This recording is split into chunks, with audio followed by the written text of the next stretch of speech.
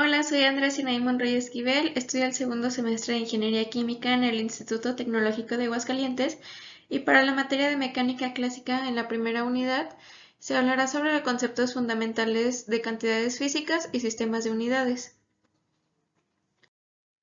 Las cantidades físicas son una representación formal de un atributo de algún sistema o fenómeno. Una cantidad física puede ser escalar, vectorial o tensorial, de acuerdo a la manera en que matemáticamente se puede evaluar. Si se requiere de un solo número, como es el caso de la masa y el volumen, se tratará de una cantidad física, escalar. Sin embargo, si se requiere de un vector para representarla y evaluarla, se tratará de una cantidad física vectorial, como la fuerza y la velocidad. En cuanto a los tensores, estos corresponden a matemáticas más avanzadas. Las magnitudes son aquellas propiedades que pueden medirse y expresar su resultado mediante un número y una unidad. Una magnitud escalar es aquella que queda completamente determinada con un número y sus correspondientes unidades. Y una magnitud vectorial es aquella que además de un valor numérico y sus unidades, debemos especificar su dirección y sentido también.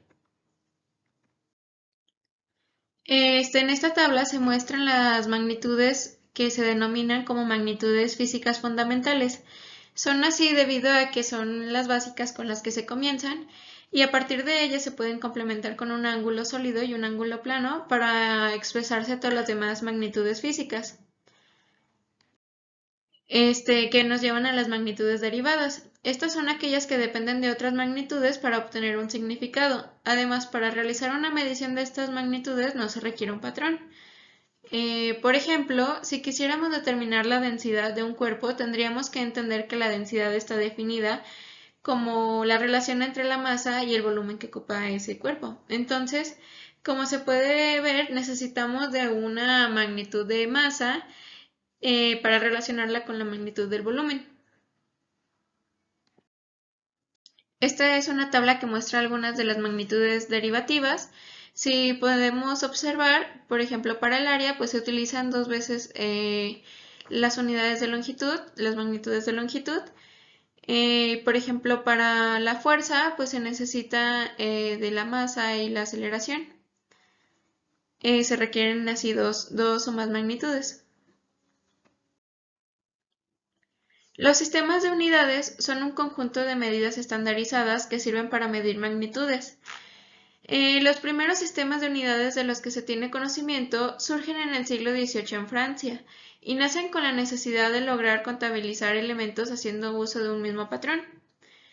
Por lo general, estos sistemas cuentan con unas unidades básicas a partir de las cuales se definen unas unidades derivadas, siendo el sistema internacional y el sistema inglés, también conocido con el nombre de sistema imperial, los más conocidos alrededor del mundo.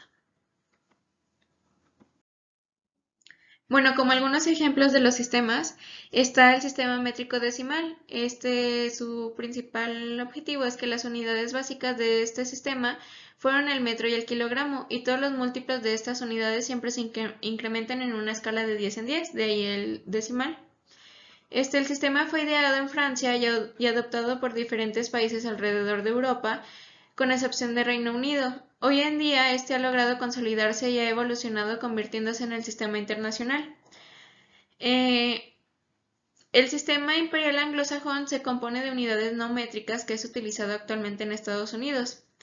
Y a pesar de que en Reino Unido como en Estados Unidos las unidades de medida son conocidas con los mismos nombres, existen discrepancias en sus equivalencias numéricas. El sistema natural fue un sistema propuesto por Max Planck a finales del siglo XIX. Este surge con el propósito de simplificar la forma en que se escriben las ecuaciones físicas, por lo que contempla la medición de magnitudes fundamentales como tiempo, longitud, masa, carga eléctrica y temperatura. Este permite comparar magnitudes de forma simple, eliminando constantes de proporcionalidad de las ecuaciones y simplifica los cálculos. Sin embargo, no permite percatarse de errores en el análisis dimensional. El sistema sexagesimal se basa en las unidades de centímetro, gramo y segundo, de lo anterior se obtiene su nombre, y fue planteado en 1832 por Gauss con el propósito de unificar unidades que se usan en diversos campos científicos y técnicos. Sin embargo, hoy en día ha sido reemplazado por el Sistema Internacional de Unidades en la mayoría de las áreas.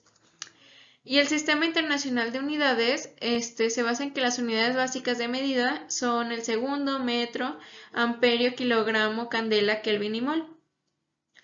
Es el que goza de mayor popularidad alrededor del mundo y este ha sido adoptado por todos los países del mundo, a excepción de unos pocos, entre ellos Estados Unidos. Bueno, aquí se muestra una tabla sobre el Sistema Internacional de Unidades que muestra la candela, el kilogramo, el metro, segundo, amperio, kelvin y mol. Y bueno, a través de este Sistema Internacional de Unidades podemos tener algunas equivalencias con otros sistemas, como con el sistema inglés. En la tabla podemos observar las equivalencias que hay entre un sistema internacional y el sistema inglés, que sería, por ejemplo, para la pulgada, de inches o pulgadas a centímetros. Y bueno, estas tablas de equivalencias nos permiten llegar a una conversión de unidades eh, que se hacen a través de factores de conversión. Bueno, por ejemplo, en estos casos queremos pasar de mililitros a metros cúbicos. Y para tener esos datos necesitamos unos factores de conversión, los cuales son las equivalencias que hay de un sistema a otro. Por ejemplo, para pasar de mililitros a, en este caso, litros en la primera parte, necesitamos eliminar esas unidades para que se queden solo litros.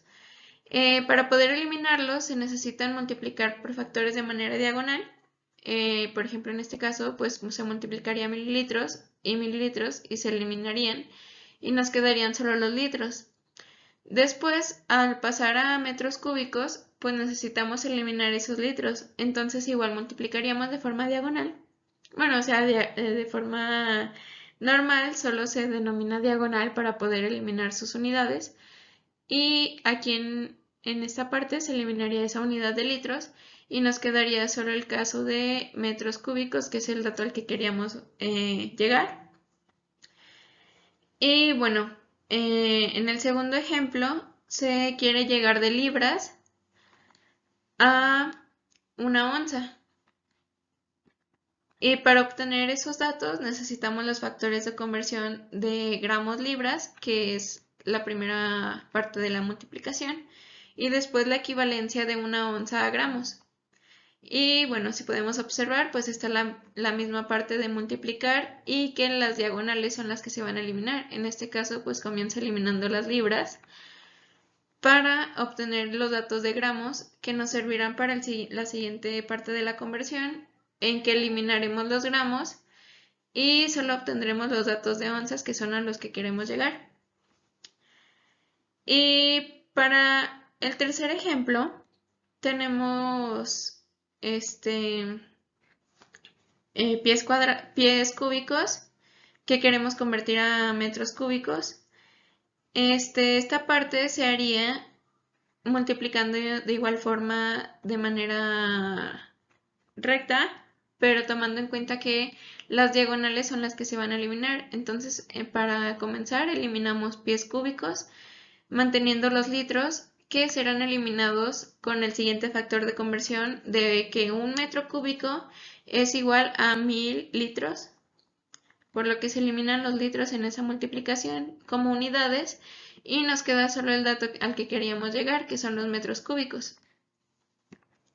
Y bueno, al tener los datos de las equivalencias de entre un sistema a otro y conociendo la forma en que se realizan correctamente estas conversiones, tomando en cuenta que bueno, se debe tener las unidades correctas y estandarizadas de los factores de conversión y que debemos eliminar las unidades de manera diagonal al hacer la multiplicación, podemos llegar a los datos que requerimos.